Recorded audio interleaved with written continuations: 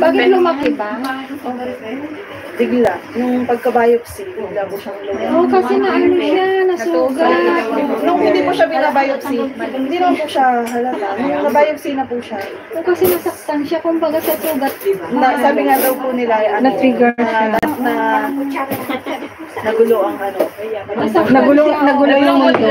Nagising. Sabi, baka daw na-touch yung ugat. Oo, tama. Kaya, Kasi sa'yo, Ading, sa ano ka ba, sa loob? labas po. Ha? Labas pa? Pag sa labas, hindi naman ganun ka ano. Pero ako, Kaya ako'y, mabilis daw ang ano niya. alam mo, Ading, ako hindi nila inano na magpa-biopsy ako. Dito din sa Hong Kong, hindi nila nirecommend. Kasi hindi naman, kasi kinuha ako ng T3, ganito lahat. Nag-normal naman lahat. So hindi naman daw ito yung parang ganun. Kapag bukol, titignan sila. Kasi yung T3 ko, yung dugo ko, lahat naman okay. Normal po ako lahat. Normal ang T3, normal ang T4 po. Lahat PSH normal.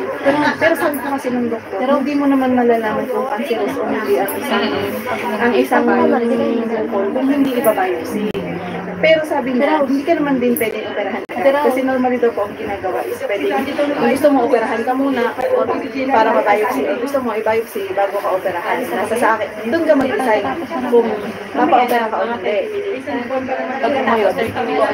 Tapos, sabi po ng ako pati na yung pa-biopsy na daw. Ha? Yung na-biopsy po siya after 1 week. Hindi, dito siya yun. Palamig po siya pala. May na-trigger nga yun. Iba naman nasira nito. Saan na kayo? Kasi baka yung naggawa sa'yo, hindi sa mabigat, kumbaga mga intern. Hindi po ate, matagal na siyang doktor. Ang sabi, ano ba yun? 15 minutes. Baka daw po, kasi siyempre yung alam ko sa amin, ito po kasi yung po, dalawang patient. Dalawang patient. Yung pagbukol na nasaktan. Yun, sabi niya, baka daw yung ugat ay nagalit. Kaya, parang Kaya nga, delikado din talaga yung ganyan, Tapos kumakain ka So, kumakain ka ng itlog at manok? Wow. tapos, Kasi may posibilidad na babalik. Hindi naman yata pinagbawal sa'yo. ano po, nung inano nila yung isa, wala, healthy siya. Sabi niya, yung parang nabuo lang po siya sa loob ng isa. Basta naipon lang po siya dun sa isa. Tapos, sobrang laki.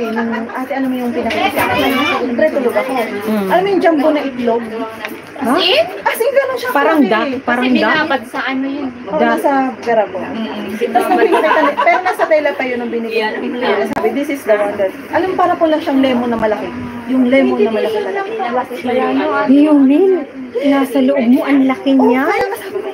Hindi, lalaki naman po kasi kapag mahangin. Mahang pa. Parang yung bata. Kasi ate, nung na-diagnose ako, 0.3 lang siya, 0.3. So sabi, hindi daw pwede.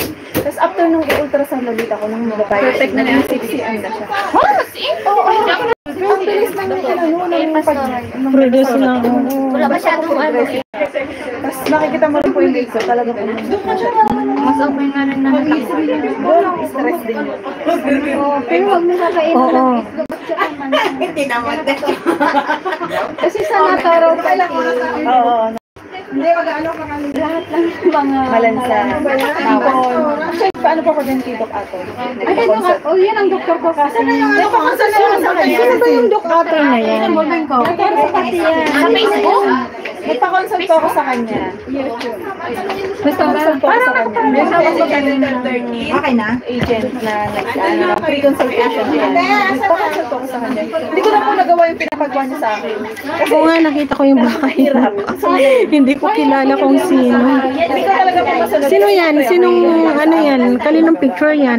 Saan ka ba na? Kaninong picture yan pinagkukuha mo? Hindi po. So, dito ako nag-register pero siya po ay sa... Oo nga, uncle, kaninong ano yan mukha? Pinakano kami sa ano nila. Sa health forum po nila. Mayroon kasi dito sa DSP. Nung nag-attend po ako dito isang beses.